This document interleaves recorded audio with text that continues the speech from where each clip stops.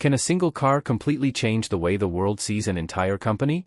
Most manufacturers spend decades building a reputation, yet sometimes everything changes because of one extraordinary product arriving at exactly the right moment. During the early 1990s, very few people associated Škoda with quality, innovation, or engineering excellence. Outside Central and Eastern Europe, the Czech manufacturer was often remembered for outdated cars, limited technology, and jokes that had followed the brand for years. Many believed Škoda would never compete seriously against Western European manufacturers. Then Volkswagen stepped in. In 1991, the German automotive giant acquired a controlling stake in Škoda with a clear objective. It didn't simply want another budget brand.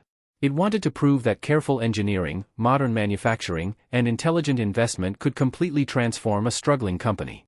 That ambition would eventually lead to one of the most important cars in European automotive history, the first-generation Škoda Octavia. But here's what makes its story so fascinating. Volkswagen never intended for the Octavia to become a phenomenon. The goal wasn't to embarrass the Golf or steal customers from Volkswagen dealerships. The plan was much simpler: build an affordable family car that people could finally trust. Yet what happened over the following years surprised almost everyone. To understand why the Octavia changed Škoda forever, we first have to understand what the company looked like before Volkswagen arrived.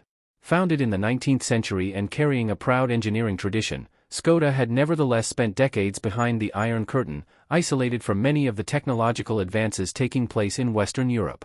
Cars such as the Favorite showed genuine promise, but limited resources prevented the company from competing on equal terms with manufacturers like Volkswagen, Opel, Ford, or Peugeot. When political changes reshaped Central Europe, Škoda suddenly faced both an enormous opportunity and an enormous challenge. It needed investment, modern production methods, and access to world-class engineering if it hoped to survive. Volkswagen provided all three. Rather than simply rebadging existing German cars, engineers decided that Škoda deserved its own identity.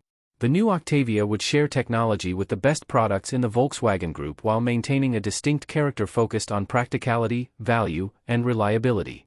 Built on the advanced PQ34 platform, the same architecture underpinning the Volkswagen Golf 4, Bora, Audi A3, and Seat Leon, the Octavia immediately benefited from engineering already respected throughout Europe.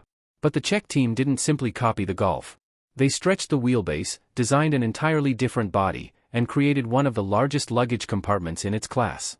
The clever liftback combined the elegance of a sedan with the practicality of a hatchback, offering families something competitors struggled to match. Personally, I think this decision explains much of the Octavia's success. While other manufacturers focused on styling trends or marketing slogans, Škoda concentrated on solving everyday problems. Owners didn't need to choose between attractive design and practicality, they could have both. The interior borrowed proven Volkswagen components, giving buyers a level of fit, finish, and perceived quality they never expected from a Czech brand. Switches felt solid, controls operated with reassuring precision, and everything seemed engineered to survive years of daily use. Under the hood, customers could choose from some of the Volkswagen Group's most respected engines. The legendary 1.9 TDI quickly became famous for remarkable fuel economy and extraordinary durability, while the 1.8 turbo offered surprisingly strong performance for drivers wanting something more exciting. Neither engine was revolutionary on its own. What made them special was how perfectly they matched the Octavia's philosophy. Dependable, efficient, and capable of covering enormous distances with minimal drama. Very quickly, buyers across Europe began noticing something unexpected. This wasn't simply a cheap alternative to a Volkswagen. In many ways, it was exactly what many families had been looking for all along. When the first-generation Octavia reached European dealerships, expectations remained surprisingly modest. Most buyers simply saw it as another affordable family car from a manufacturer that was still rebuilding its reputation. Few imagined they were witnessing the beginning of one of the greatest success stories in modern automotive history. Almost immediately, however, owners began discovering something that advertising campaigns could never fully explain. The Octavia wasn't impressive because it excelled in one particular category. It became remarkable because it did almost everything exceptionally well. It was comfortable without feeling soft, practical without appearing boring, affordable without feeling cheap, and reliable without demanding constant attention. Personally, I think that balance became its greatest strength. Volkswagen had given Škoda world-class engineering, but the Czech engineers understood their customers better than almost anyone else. Instead of chasing luxury or unnecessary complexity, they focused on creating a car that people could genuinely depend on every single day.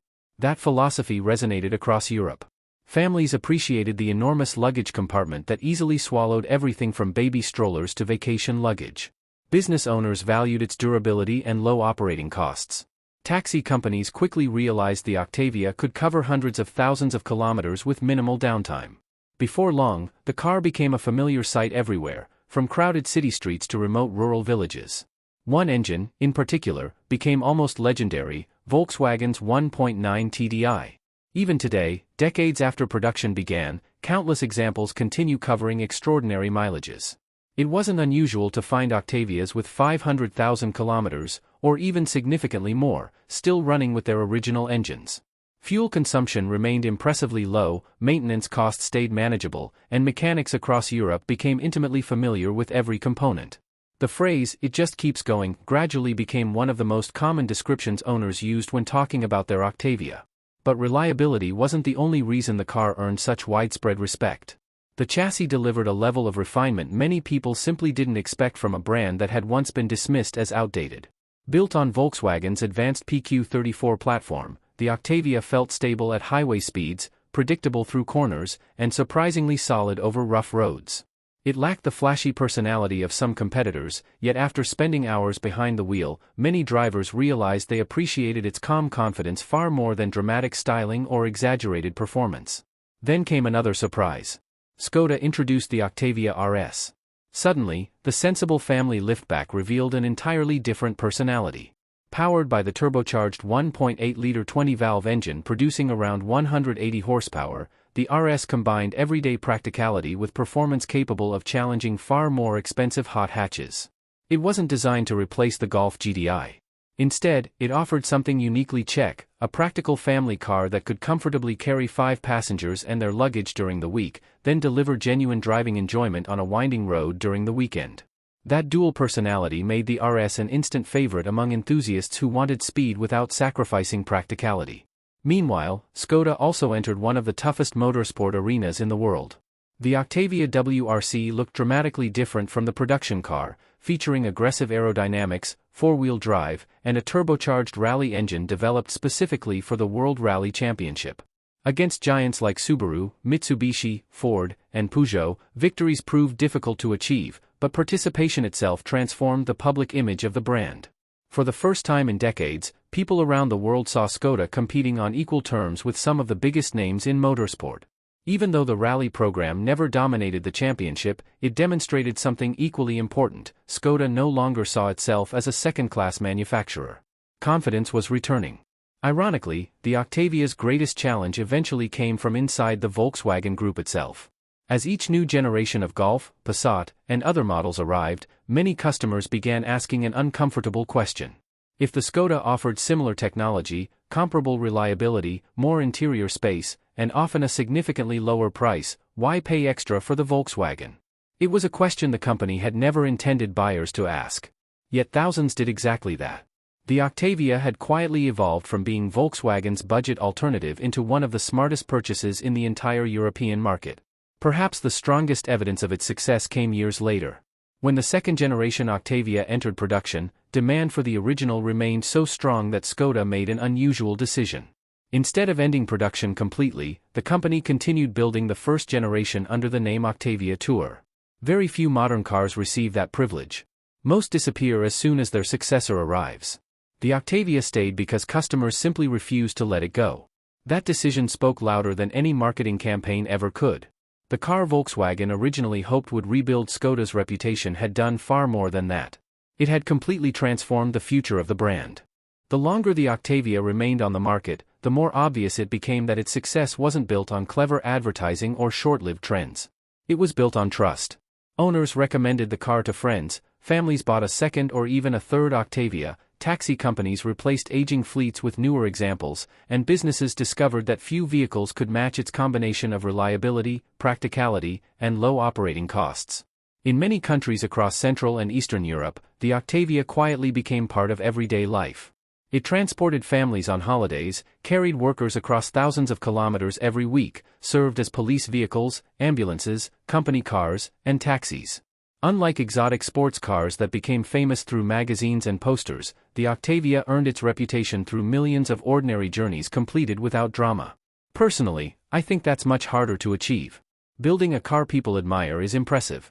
Building a car people genuinely depend on for decades is something entirely different. That reliability gradually transformed the perception of the entire Škoda brand. Customers who had once dismissed the company without visiting a showroom suddenly began considering it alongside Volkswagen, Ford, Opel, and Peugeot. Independent reliability surveys consistently placed the Octavia among the strongest performers in its segment, while owner satisfaction remained remarkably high year after year. It wasn't uncommon to meet drivers who had covered hundreds of thousands of kilometers yet still refused to replace their cars simply because nothing seemed to go wrong. Mechanics appreciated its logical engineering, widely available parts, and straightforward maintenance. Fleet operators loved its predictable running costs. Families valued its practicality. Enthusiasts even discovered that models equipped with the turbocharged 1.8T engine responded exceptionally well to modifications, proving the sensible Czech liftback possessed more personality than many people expected. As the years passed, the Octavia Tour continued selling long after most competitors had disappeared from production. By then, newer cars offered larger infotainment screens, more electronic driver aids, and increasingly complicated technology. Yet many buyers intentionally chose the older Octavia instead. They preferred proven engineering over fashionable features. In many ways, the car became a symbol of an era when durability mattered more than software updates and mechanical simplicity was considered a strength rather than a compromise. Looking back today, it's fascinating how completely the Octavia reshaped Škoda's future. Without its success, it's difficult to imagine the company introducing later models such as the Superb, Kodiaq, Karoq, or the modern generations of Octavia that compete confidently across international markets. The first-generation car didn't simply become a bestseller. It gave the brand credibility. It proved that Czech engineers, supported by Volkswagen's resources, could create automobiles respected throughout Europe. Perhaps the greatest compliment came from customers who no longer described the Octavia as good for a Škoda. They simply called it a good car. That subtle change in perception represented one of the biggest branding transformations the automotive industry has ever witnessed. Volkswagen had hoped to rescue Škoda. Instead, the Octavia helped reinvent it. Today, more than a quarter of a century after its introduction, well-maintained first-generation Octavias continue driving on roads across Europe, many with astonishing mileage that would have retired countless competitors years ago. Their continued presence is a reminder that true automotive success isn't always measured by horsepower, lap records, or luxury. Sometimes it's measured by the number of people whose lives became easier because one company finally built a car they could trust. And few cars have earned that trust as completely as the Škoda Octavia Mk1.